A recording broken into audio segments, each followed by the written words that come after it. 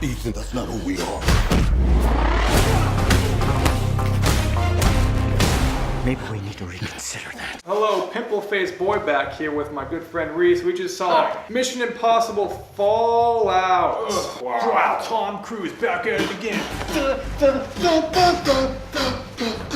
You know, Reese and I, we enjoy the Mission Impossible movies. I guess, you know, we don't love them, we don't hate them. They're just like, yeah, you know, what's up? It's definitely not the strongest in the Mission Impossible things. I mean, personally, of the first trilogy, I think the third one's the best. I think each movie progressively got better. And then now these movies are just trying to do a Fast and Furious type deal. Every movie's a new, ridiculous, fucking crazy thing. The movie, just from the very beginning, it felt very rushed. They didn't spend any time on story and characters. They just delved right into the action. Like, literally, they lit the fuse immediately to this movie. And that's, you know, that's kind of where the perspectives lie. The plot of this movie is really predictable, really generic. The characters are thin. They don't grow as from the previous movies. They're just the same. The entire story is based off previous movies. Everything's kind of like safe in terms of like building on things. It's very mediocre in that aspect. But the action, in my opinion, is just so fucking tight, so top notch. The stunts that are in this movie are crazy. And it's even crazier knowing that Tom Cruise is like 56 years old and he runs like he's 20. He is in shape, man. And the stunts he's done in this movie, the breaking his ankle, getting a helicopter pilots to fly a helicopter. I mean, he does all this stuff for real, dangling from like a rope. You have to respect that so much of him. Not completely opposite, but speaking slightly opposite on the action. I think that they could have taken one step further with the action. I think that step further would have been making Henry Cavill even more formidable than he was in this movie. Henry Cavill,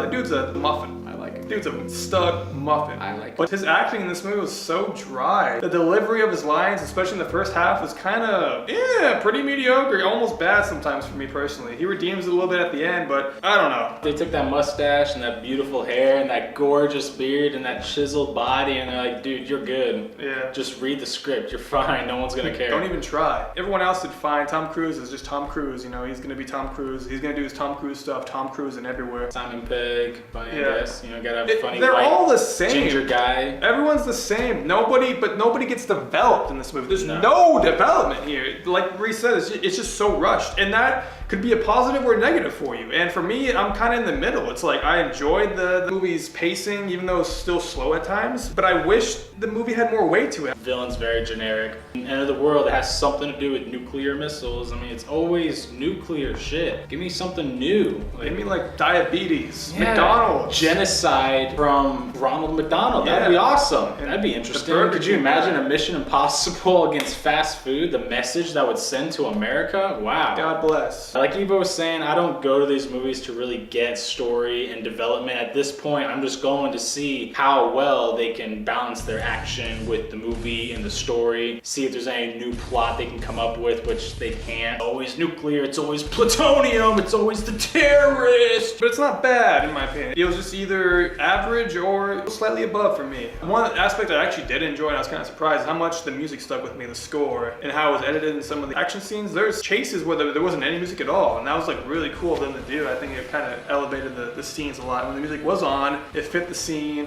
fit the tone. With action movies like this, you really need to have music that really captures the speed of the scene, and the score did that. Another thing, the climax of this movie wasn't as climactic as I wanted it to be. Like Reece said, it should have been a set more. The ending climactic scene should have been more climactic, should have been more intense, more ridiculous. By the time the climax is happening, like so much has already happened that the idea of the movie itself starts to get a little dry. It's 2.5 hours long. I don't mind long movies if they are captivating and worth the watch, have a great story mixed with whatever, you know, whatever the movie's offering, as long as it offers it in plentiful bounties, you know. But this movie definitely starts to kind of run out of gas towards the end of it. And you can feel it, or at least I could. And it all goes back to the plot, because the movie doesn't have a good foundation. It has nice blankets, nice pillows, but underneath those blankets, it's rust, bro. It's just metal bars, because the story and the characters are so thin. The action can only do so much, and it does a lot. It really saves the movie. I'm not gonna lie, I love the action in this movie. I loved the fact that they took their time and made it all fucking like no green screen, doing all these stunts. Like, I think it has one of the biggest like stunts ever recorded in cinema, like a record or something they said.